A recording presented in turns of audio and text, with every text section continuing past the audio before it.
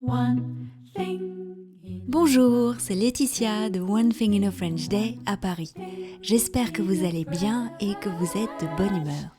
Aujourd'hui, mercredi 24 septembre 2025, cet épisode, le numéro 2555, s'intitule « La différence entre la pâtisserie de palace et celle en boutique, rencontre avec Ophélie Barès, pâtissière multi-univers ». Vous pouvez vous abonner au transcript et aux notes culturelles sur onethinginafrenchday.com. C'est un nom que vous avez déjà entendu sur le podcast, notamment au printemps, lorsque Lisa et moi étions partis à la recherche de pâtisseries aux fraises. Son fraisier nous avait littéralement enthousiasmés. Sa boutique s'appelle Encore, parce que quand c'est bon et bien fait, on en veut encore. C'est aussi un clin d'œil au premier mot en langue des signes qu'a signé sa fille. Dans le quartier, son arrivée a été un événement. Le dimanche, Philippe, notre coach de marche nordique, passe chez Ophélie pour acheter du pain ou un dessert. Anne-Laure apprécie son entremets coco mangue passion qui lui a permis de gagner la finale de qui sera le prochain grand pâtissier en 2014 et qui porte le doux nom de Promesse tenue. Marceau, le fils de mon amie Pauline, a déclaré que le meilleur cookie du quartier se trouvait dans sa boutique. Claire Hitzler a été sa collègue au Ritz. Aujourd'hui, nous accueillons Ophélie Barès, qui a eu l'extrême gentillesse de passer un moment dans le studio de One Thing in a French Day pour répondre à quelques questions. Cet entretien sera diffusé en 2 parties. Dans une première partie, Ophélie Barès nous parlera de son parcours et des différences entre la pâtisserie de palace et celle d'une boutique. Dans une deuxième partie, il sera question d'un événement qui a bouleversé positivement la vie de sa boutique. Un indice, ça se passe au mois de janvier. Il sera également question de la conjoncture des matières premières, mais aussi du côté évident pour elle de la pâtisserie. Êtes-vous prêts pour la rencontre avec une pâtissière multi-univers ? Bonjour Ophélie Barès. Bonjour. Je suis très heureuse de vous recevoir aujourd'hui sur les ondes de One Thing in a French Day. Vous êtes pâtissière, vous teniez une boulangerie-pâtisserie à Asnières. Vous avez un parcours qui est magnifique. Est-ce que vous pourriez, pour les auditeurs, vous présenter en quelques mots, s'il vous plaît ? Oui, bien sûr. Enfin, je suis arrivée dans ce métier, je ne vais pas dire par hasard, mais mon premier souhait était de devenir photographe culinaire quand j'avais à peu près 15-16 ans. Et pour atteindre cet objectif, entre guillemets, je souhaitais absolument connaître le maximum de choses sur les produits, sur les plats que j'allais shooter. Et j'ai eu en fait vraiment l'envie d'aller découvrir toutes ces matières, tous ces produits, ces réalisations au travers d'une école culinaire en fait. Donc j'ai décidé d'intégrer Ferrandi pendant 1 an. Puisque mon souhait était d'intégrer l'école des Gobelins, qui est sur Paris, une école de l'image.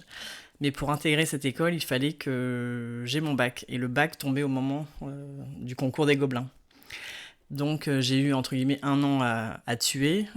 J'ai décidé d'intégrer Ferrandi pendant cette année-là. Et suite à cela, donc, j'ai fait mon stage au Meurice, à l'hôtel Meurice, qui a été ma première maison officielle. Et suite à ce stage, j'ai finalement été embauchée parce qu'on m'a fait rapidement comprendre que voilà, j'avais quelque chose entre les mains qui était assez particulier. Et je me suis prise au jeu en fait à aimer, à intégrer réellement ce métier. Donc j'ai délaissé un petit peu la partie photographie pendant 2-3 ans. J'ai repassé... j'ai finalement passé le concours des Gobelins en 2008. Donc 3 ans après avoir eu mon diplôme de BEP pâtisserie à Ferrandi. Et ensuite, étant donné que les Gobelins, c'est un concours qui était très difficile, on était 900 candidats, je suis arrivée dans les 50 premiers à l'écrit. Mais suite à l'écrit, je crois qu'ils en prenaient 18 à l'oral. Et l'oral s'est pas passé comme je l'avais un petit peu prévu. Donc je suis restée finalement dans dans ce milieu de la gastronomie, de la pâtisserie, et c'est quelque chose qui m'a convenu.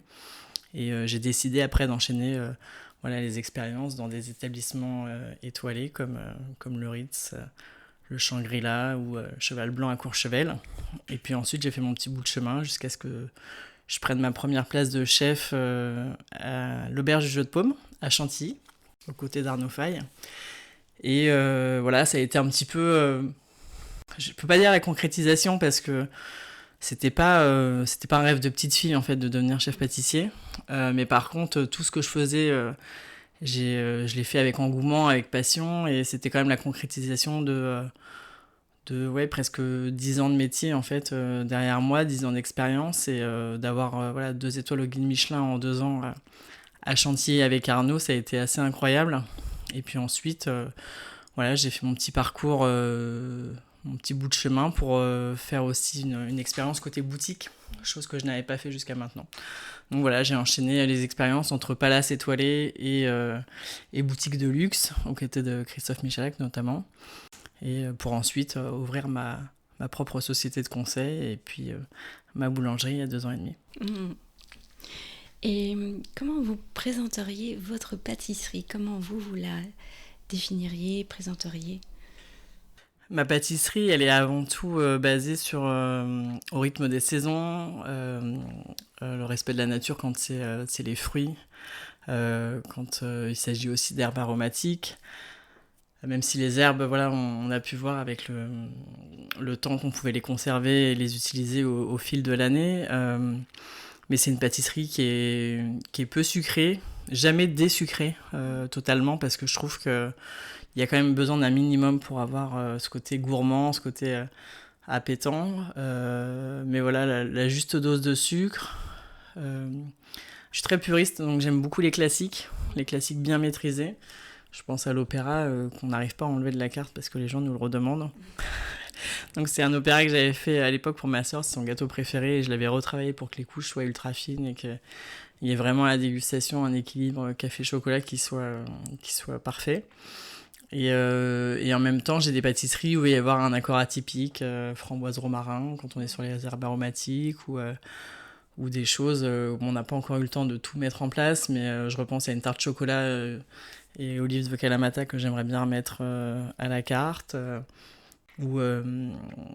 Oui, des choses simples aussi, une tarte au citron et à la menthe.